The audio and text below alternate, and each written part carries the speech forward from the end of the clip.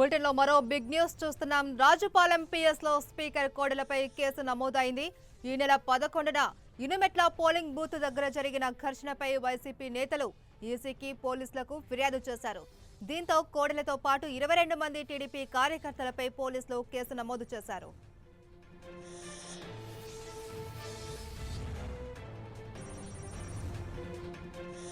దీనిపై మరింత సమాచారాన్ని మా ప్రతినిధి గోపాల్ అడిగి తెలుసుకుందాం. గోపాల్, మహేశ్వరి, గుంటూరు జిల్లాలో ఎన్నికలు ముగిసినప్పటికీ కూడా ఈ యొక్క ఏదైతే ఎన్నికల సమయంలో ఘర్షణలకు సంబంధించినటువంటి వాటిపైన కేసులు నమోదు ప్రక్రియ కొనసాగుతోంది.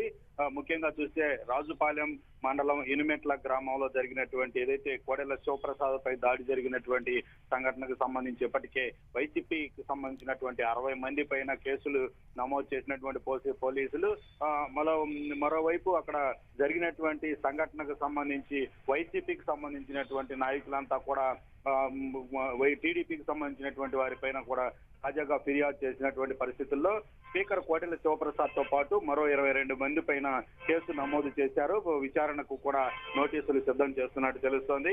రాజుపాలెం మండలం ఇనిమెట్ల పోలింగ్ కేంద్రం వద్దకు కోటెల శివప్రసాద్ ఉద్దేశపూర్వకంగానే వెళ్లి అక్కడ బూత్ క్యాప్చరింగ్ కు పాల్పడ్డాడు. ఆ బూత్ లో జరిగేటటువంటి ఎన్నికలను ఉద్దేశపూర్వకంగా నిలిపివేసేందుకు, అలాగే ఆ ఓటింగ్ జరగకుండా లేట్ అయ్యేలాగా, అలాగే వైసీపీకి సంబంధించినటువంటి బూత్ గా కూడా అది పేర్కొనటం జరిగింది. వైసీపీకి సంబంధించినటువంటి నాయకులు అక్కడ తమ పార్టీకి సంబంధించినటువంటి ఓట్లు పడకుండా అడ్డుకున్నారనేటటువంటిది, అలాగే అక్కడ దాడికి కూడా పాల్పడ్డారు ఆ బూత్ లో ఉన్నటువంటి వైసీపీ ఏజెంట్ పైన అనేటటువంటిది కూడా ప్రధానంగా ఇక్కడ అంశాలుగా కూడా ఈ ఫిర్యాదులో పేర్కొనడం జరిగింది. ఈ మేరకు విచారించినటువంటి పోలీసులు కొంత ప్రాథమిక సమాచారాన్ని తెలుసుకొని ఈ బూత్ క్యాప్చరింగ్ కు పాల్పడినట్టు కూడా కోడెల నిర్ధారించి కోడెలతో పాటు మరో 22 మంది పైన కేసులు నమోదు చేయడం జరిగింది.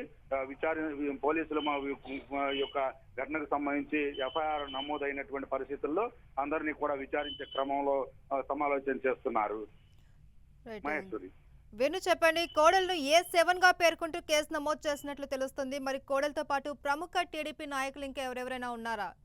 అంటే ప్రస్తుతం చూస్తే కనుక రాజుపాలెం మండలానికి సంబంధించినటువంటి ఏదైతే స్థానిక లీడర్లు ఎవరైతే ఉంటారో వాళ్ళు ఈ ఘటనలో లీడ్ తీసుకొని కోడెలను తక్షణమే ఇనిమెట్ల గ్రామానికి రావాలి, ఇక్కడ వైసీపీకి సంబంధించి అధికంగా ఓట్లు నమోదవుతున్నాము, ఓట్లు పోలవుతున్నాయనేటటువంటి ఒక ప్రేరేపణ చేసినటువంటి పరిస్థితుల్లో కోడెల హుటాహుటీన అక్కడికి చేరుకున్నట్టు కూడా కొంత అనుమానాలు రావడంతో ప్రధాన ముద్దాయిలుగా కూడా స్థానికంగా రాజుపాలెనికి సంబంధించినటువంటి సత్యనపల్లిలో కోడెలకు రైట్ హ్యాండ్ లెఫ్ట్ హ్యాండ్ లా ఉన్నటువంటి ఎవరైతే కీలకమైనటువంటి పార్టీ నాయకులు ఉంటారో వాళ్ళ పేర్లను 6గురిని మొదటి 1 నుంచి 6 వరకు కూడా ముద్దాయిలుగా పేర్కొనడం జరిగింది.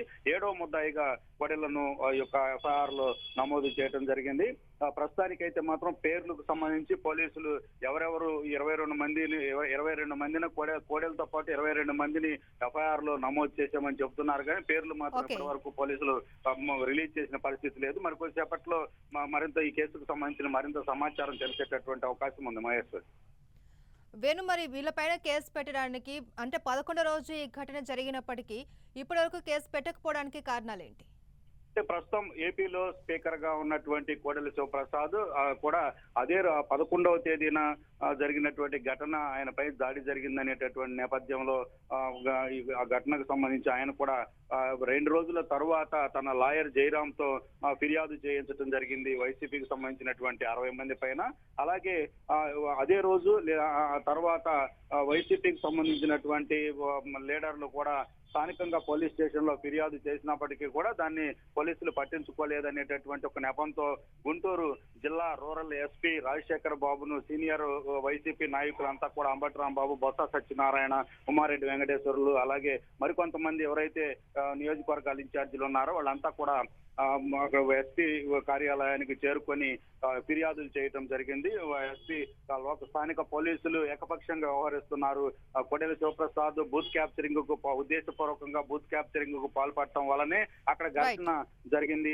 అలాంటప్పుడు వైసీపీకి సంబంధించినటువంటి అక్కడ స్థానిక నాయకులు అలాగే ఎవరైతే ఉంటారో అక్కడ ఏజెంట్లు కానివ్వండి, వాళ్ళు కోడెల అనుచరులు కోడెల యొక్క ఘటనకు సంబంధించి దాడిలో గాయపడినటువంటి ఇబ్బందులు పడినటువంటి పరిస్థితులు కూడా ఉంది. వైసీపీకి సంబంధించినటువంటి కార్యకర్తలపై జరిగినటువంటి దాడిపైన కూడా కేసులు నమోదు చేయాలి. ముఖ్యంగా కోడెల బూత్ క్యాప్చరింగ్ పాల్పడి ఎన్నికల సంబంధించినటువంటి ఉల్లంఘనకు పాల్పడ్డారు. ఎన్నికల కమిషన్ కు సంబంధించినటువంటి ఆదేశాలు ఉల్లంఘించి ఆయన బూత్ క్యాప్చరింగ్ కు పాల్పడ్డారు, ఓటర్లను ప్రభావితం చేశారనేటటువంటి అంశాలను ప్రధానంగా లేవనెత్తడంతో అక్కడ ప్రాథమిక విచారణ అనంతరం వీళ్ళు వైసీపీ నేతలు ఇచ్చినటువంటి ఫిర్యాదును కూడా పరిగణలోకి తీసుకొని కేసు నమోదు చేయడం జరిగింది.